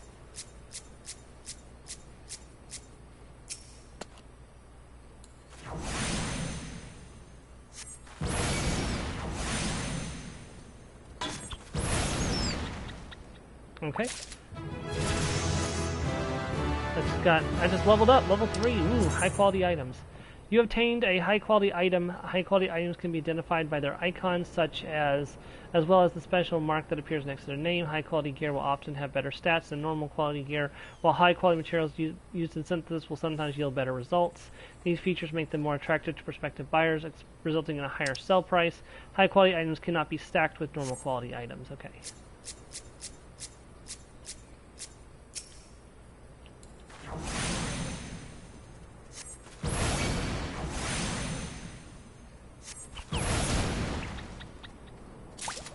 Alright, so that's,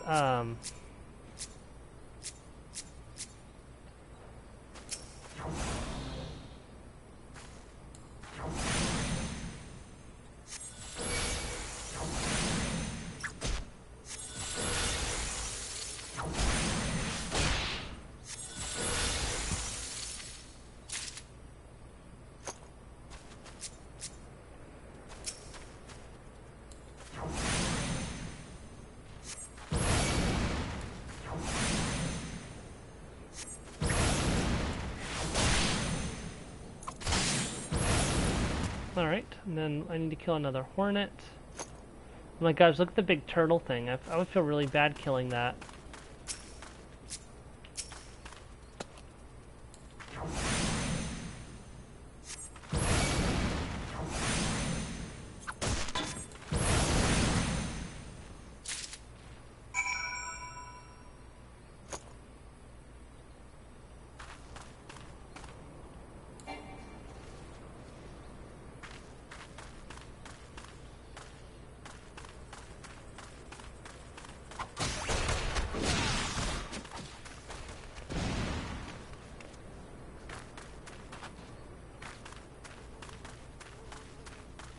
Alright, we're looking for snapping shrews, is what we're looking for.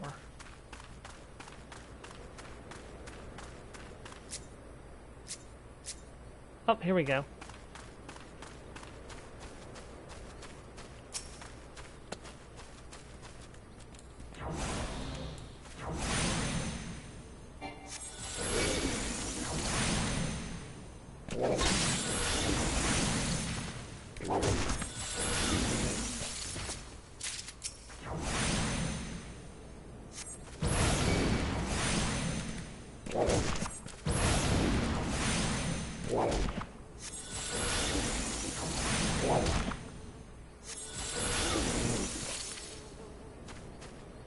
Alright, that's 2 of 3. We just need one more.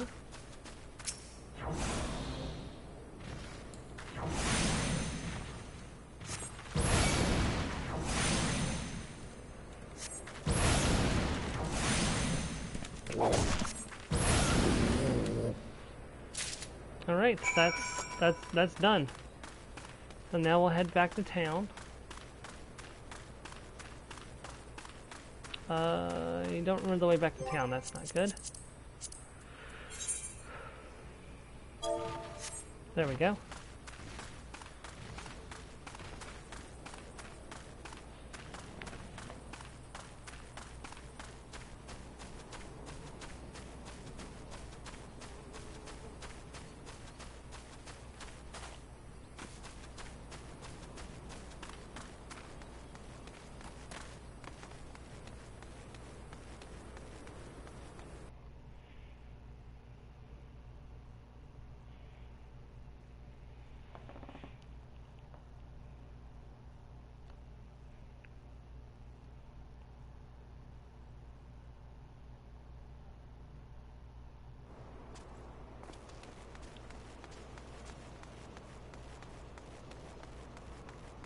Oh, hold on. That's where I meant to go.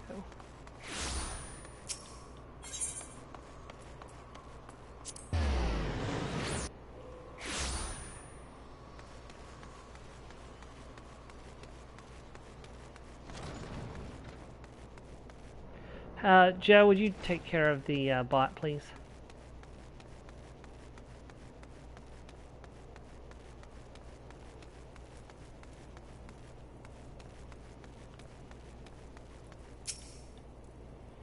You have a satisfied look of a mage who has utterly vanquished her foes. Ify, I formally welcome you to the Brotherhood of Thaumaturges. The purpose of this trial was to gauge your capacity for wielding thaumaturgy, an innate quality that limits which are innate quality the limits of which are bound to the level of etheric energy flowing through your physical being. Ether. Thank you, Joe. The very stuff of life exists within all living creatures to a greater or lesser extent. Remember this, for it is the most basic law of arcane manipulation. Now, I have here a tome that shall serve you as a hunting log. As the name suggests, its pages will be filled with the records of enemies you slay. The log also contains the names of such adversaries that will challenge and improve your skills as a thaumaturge. As your experience grows, so shall your reserves of thaumaturgical endurance. The wellspring of your magical might also swell in response to moments of extreme terror and duress. When you find yourself seeking a greater challenge, when you next crave the thrill of exquisite fear, that is when you shall know the time has come for you to visit me once more. The next thaumaturgy quest will be available from Kokobuki upon reaching level 5. Complete quest. Not quite to level 4, so... Alright, armory chest. This is just talking about how equipment is handled. Using items. Again, just basic stuff. This is about the hunting log.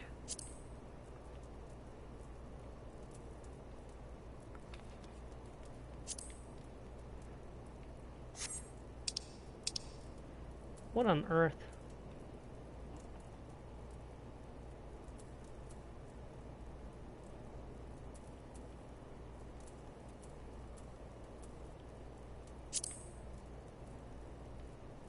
Hold on, is there a way to read that in a full screen?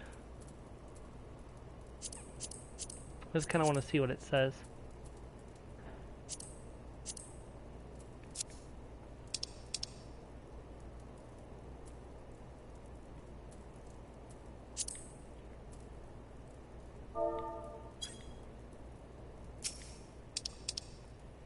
Oh, hold on, expand log, here we go.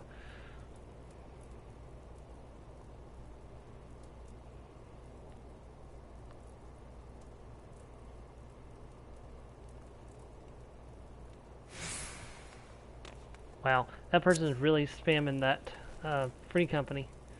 Alrighty, so I think we'll do this quest out here. We'll pick up this quest out here. I think I'll call it a stream after that, and next time we'll try to get to 4th level and start the next main scenario quest.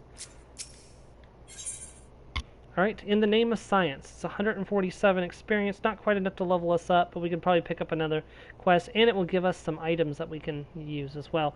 Hermesis of the Thaumaturge Guild is preoccupied with his studies, but his brow is furrowed in a way that cries for help.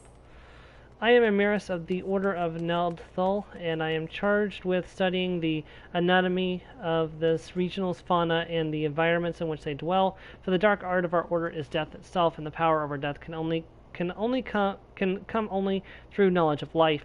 One day I shall publish my findings in a single comprehensive volume, The Many Breaths of Thanolin, but there is much work to be done before that day. Aid me, sister. Bring me 5 bottles of Marrow blood, and perhaps I shall name you as in a footnote. Magmorts are hardy creatures that thrive nigh everywhere. You will most certainly find them just outside the city in western Thanolin by the way of the Gate of Sultana. Do take care, and they can be feisty little creatures when threatened. I should have picked this up earlier. We could have done this at the same time. Oops, that's my bad. Okay. In the name of science!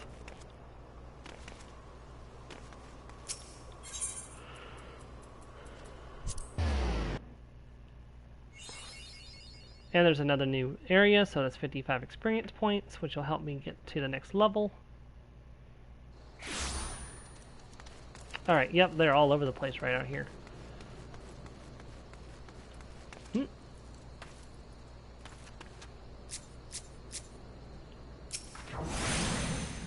Fire! Fire!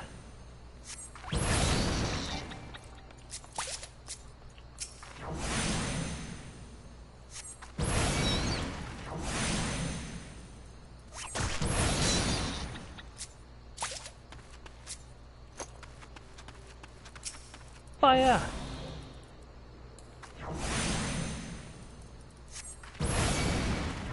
Frost or blizzard.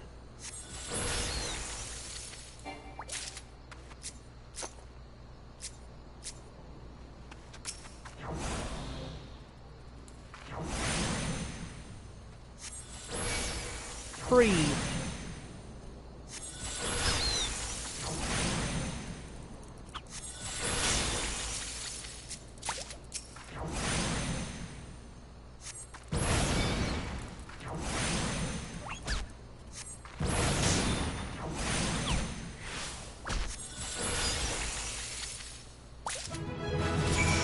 And level 4 obtained. Excellent.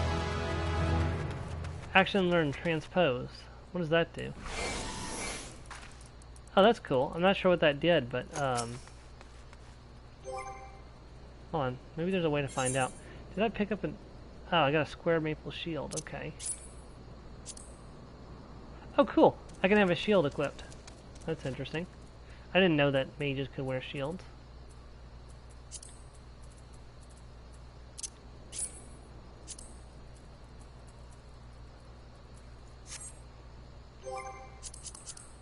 Is there a way to check my skills? Actions and traits, okay.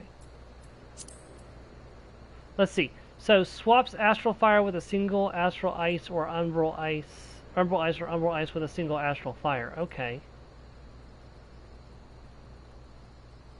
Not sure... Okay, that's probably going to take that's probably going to take some practice before I figure that out.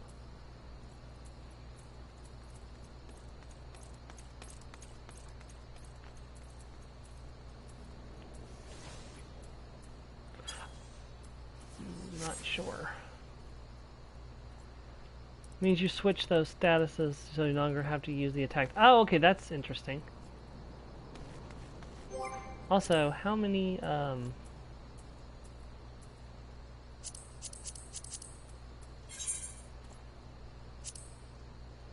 Thaumaturge. So you get 75 experience for killing 3 ladybugs, 180 for killing... Wow.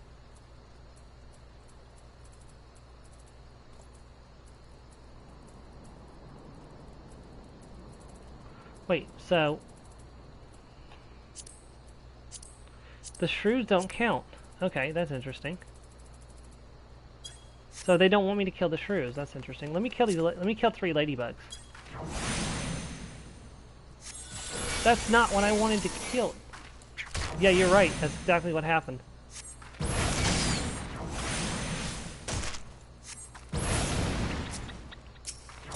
No, I did hit the ladybug. My target switched to something different instead of the ladybug.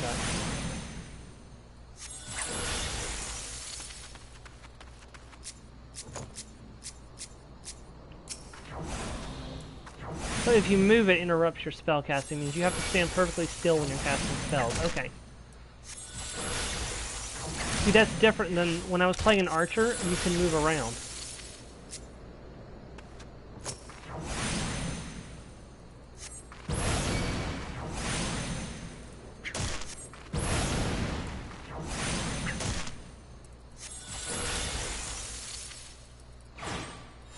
There we go. And we got a nice little bit of experience from the hunting log. That's cool. Alright, let's go turn in this quest, and then we're gonna call it for the stream. So.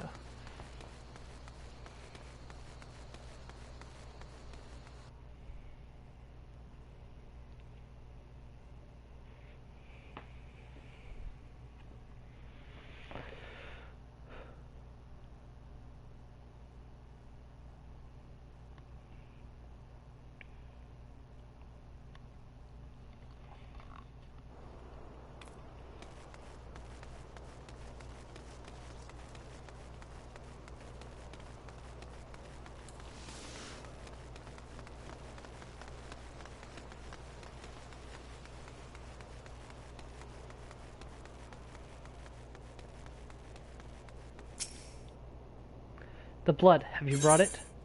Yes, I have it. Yes, this will serve nicely. By virtue of your toil, I am one step closer to publishing the mini breasts of Thanolin. Thank you. Take this as recompense. Now go. And may the traders smile upon you. Alright, so we have two choices. We can get a leather eye patch. Oh, no, sorry. The leather eye patch is not for this. We can't use the leather eye patch. That's for Disciples of War. So we're going to have to take the... we're going to take the hat. Alright, and I'm sorry to have to cover your ears, girl, but well, this is something we'll have to do for now. It's too high level. Never mind. We'll get to that eventually. Alright, but that's where we're going to end off for today. I hope you all enjoyed the first stream of Final Fantasy XIV, and I hope to catch you next week as we continue on with the main story quest and continue our training as a thaumaturge. I'm really looking forward to getting further in the game than I have on my main character and sharing it with everybody. Thank you very much, and have a great Saturday, everyone. Goodbye.